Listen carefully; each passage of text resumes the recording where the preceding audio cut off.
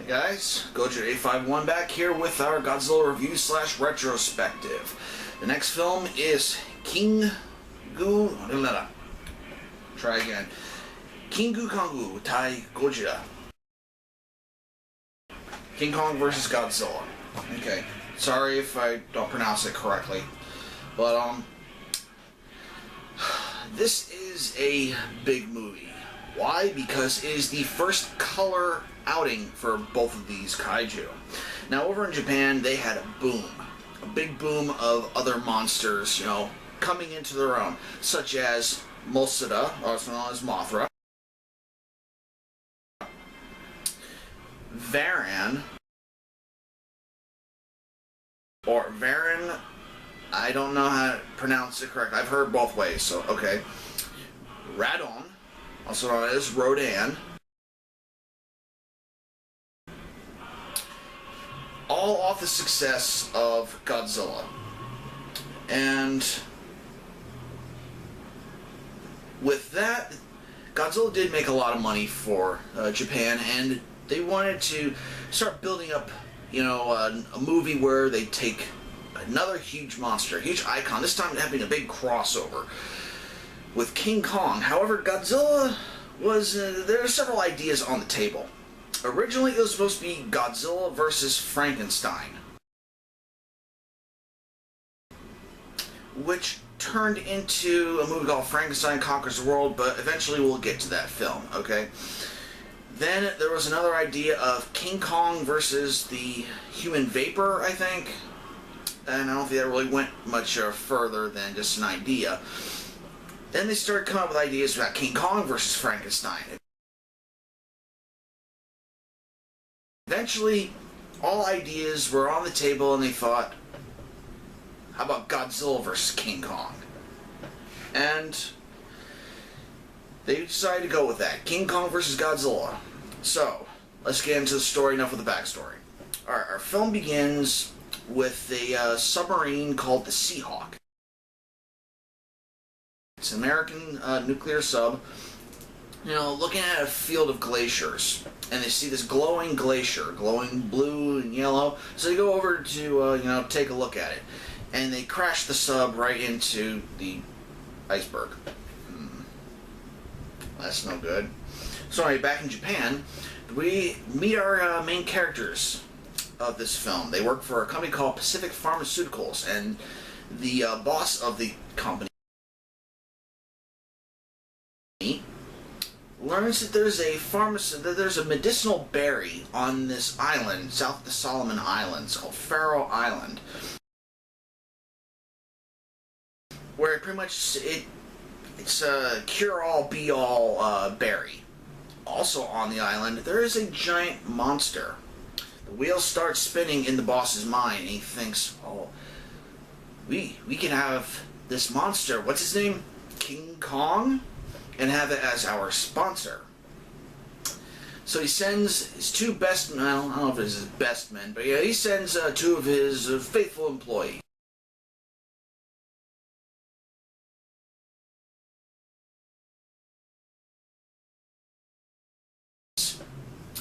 And they're off. Meanwhile, back in the Arctic, where this glacier is and the Seahawk has crashed, they spring a leak, and they're like, oh crap, what are we gonna do? So they give off the Mayday water signal. It's just pretty much, it looks like they empty all of their septic tanks into the ocean. I know it's something that subs have, that was a bad joke, sorry. And as they're doing this, water's pouring in, and then we hear something. And someone says, it's Gojira, and the thing catches fire. Cut back, and our two explorer buddies are going to Faroe Island, where they meet the islanders of the island, the ones who look on at King Kong, and they're there for the berries as well. And bizarrely, they get them to cooperate by giving them cigarettes.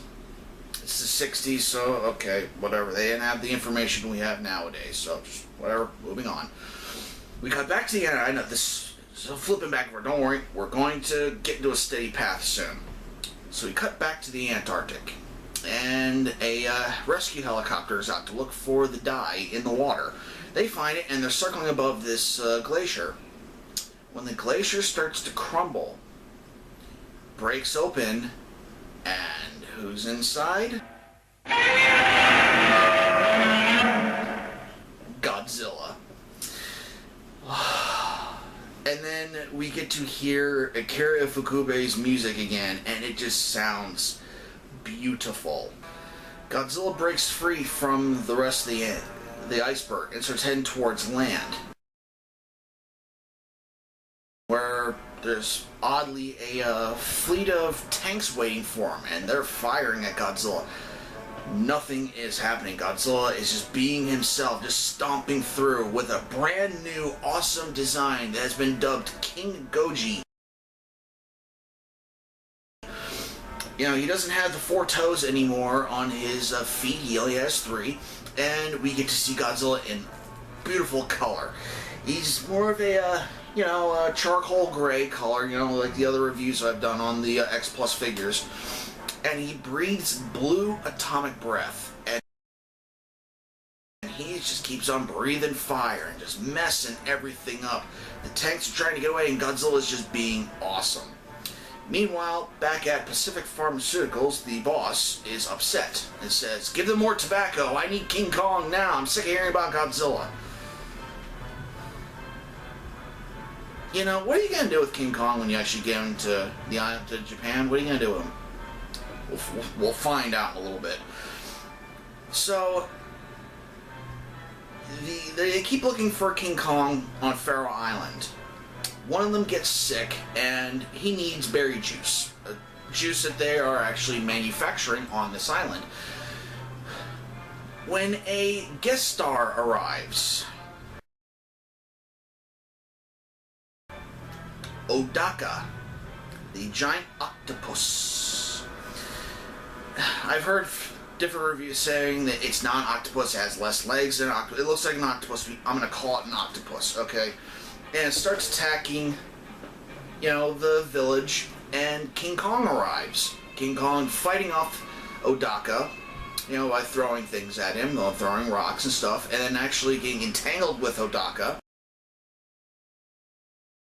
and then ripping him off and slamming him to the ground. Fun fact, well, I don't know if it's really fun, if Peter hears this, but they used a real octopus.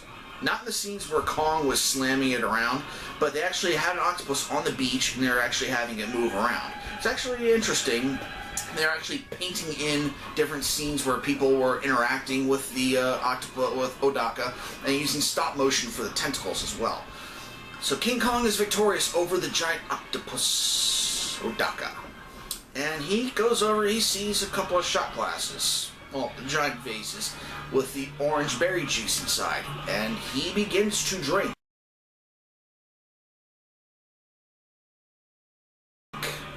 He begins to drink a lot. Like, you should be worried about his drinking problem, drinking a lot. Eventually, he passes out from how much he drinks. Apparently, there's like a narcotic in it as well, and Kong is out. So, the two guys are like, "Wow, we actually got him." Yeah, good thing you got him. We cut back to Japan, and word has given that they got King Kong, and they actually built a giant raft in the matter of minutes. They built this giant raft, and they're on their way back. So the boss goes out to, see Kong. Meanwhile, Godzilla is in Japan, and he's, stomping around, destroying things, and there's this really horrifying scene where the sister of one of the explorers is trying to find her boyfriend, who actually created this kind of nylon tether, which we'll get into later. And Godzilla's actually, he knocks over the train, and he's actually walking towards her. It's very scary. So Kong is on his way back to Japan now. Not way back, but on his way to Japan. And they say, and then the U.S., not the U.S., the Japanese military actually meet the boat and say, "Oh, all the problems he causes in Japan, it's your problem. Pacific Pharmaceuticals." Well, Kong wakes up, and they try to blow him up with dynamite that's on the raft, but it doesn't work. Kong makes his way to Japan. And then we get the first clash, King Kong versus Godzilla. And, to be honest, it's kind of a letdown. They battle out in the forest, which I don't have a problem with, and Godzilla keeps Kong at bay with his atomic breath, Kong retreating. Okay, so then we're moving on, and Kong goes into hiding somehow. He's not really attacking any cities, and Godzilla continues to, create a ruckus. So they try to take care of Godzilla with electrical towers and with, explosives. Nothing's working on. Electricity, for some reason, affects Godzilla in this film. Not to the point where it's going to kill him, but it affects him for some reason. I don't understand, but anyway. Kong then reemerges, and he goes to the electrical towers, and he's actually absorbing all the electricity. Yeah, and it making him even stronger. From what I understand, that was originally meant for Frankenstein to be... Yes, I call the monster Frankenstein, okay? Sue me.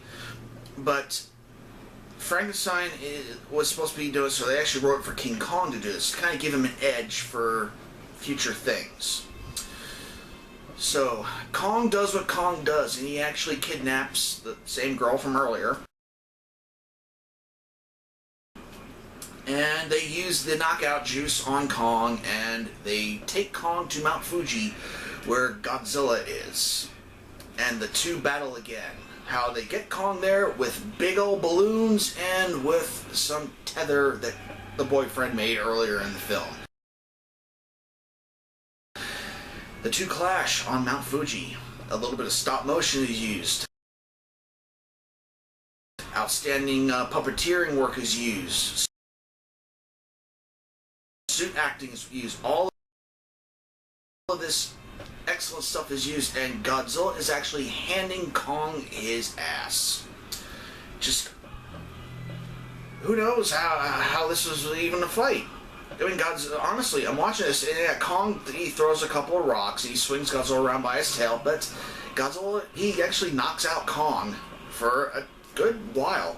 But then lightning comes from the sky and strikes Kong, turning Kong into a taser. Yeah, you heard me right. He turns him into a taser where he has electrical fingers.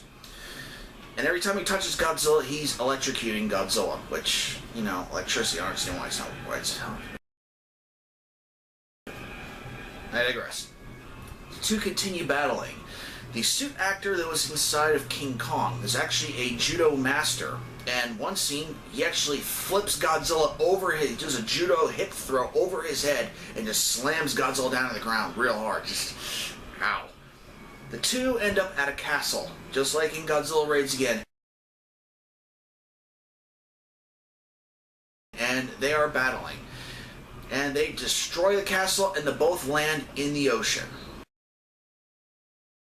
A few moments go by, and Kong reemerges a bit of distance away from the area and is on his way back to Faroe Island. The film ends with Kong roaring one more time, and then the biggest thing that everyone likes to disagree on, but it's in both versions of King Kong vs. Godzilla that I have. These are the original Japanese versions. Godzilla then roars. So, leaving the ending ambiguous. Pretty much make up your own mind who you thought won. So that's King Kong versus Godzilla. So what did I think about King Kong versus Godzilla? This is an outstanding film, laying the groundwork for other future films in the versus genre of Godzilla, for other giant monsters, for horror icons like Freddy Krueger and Jason Voorhees, Alien versus Predator, vampires versus werewolves, vampires versus zombies. I think this is the movie that got the ball rolling on the versus genre. You take two pre-established creations and you put them together. Now, I know it's not the first versus battle, okay, but I believe this is the movie that got the battle going. I saw this film when I was a kid. I saw the American version. We'll get into that the next time we join. But as a kid, I really did enjoy this film. Now, other people knew that I was a big Godzilla fan, and they would rub it in my face that, oh, King Kong won.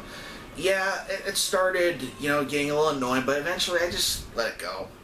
One person's opinion shouldn't sway someone else's opinion. This is my opinions of this film and the other films I'm going to review. So what do I give this film in my grading scale? I give this film an S. That's right, I give this film an S. It is awesome. Godzilla is great. King Kong is great. Whatever effects may have looked like they faltered a little bit in the film, I forgive, because it's the 60s. Not everything that can be done with CGI back then. I don't think they had any CGI back then. Everything was very practical and awesome. Godzilla got a new roar. King Kong got a new roar from his 1933 film, King Kong. It was just great. It was a little goofy for him to be turned into a taser, but this film gets an S. Okay, guys, Gojira851 saying see y'all later, and join me next time with the US version of King Kong vs. Godzilla.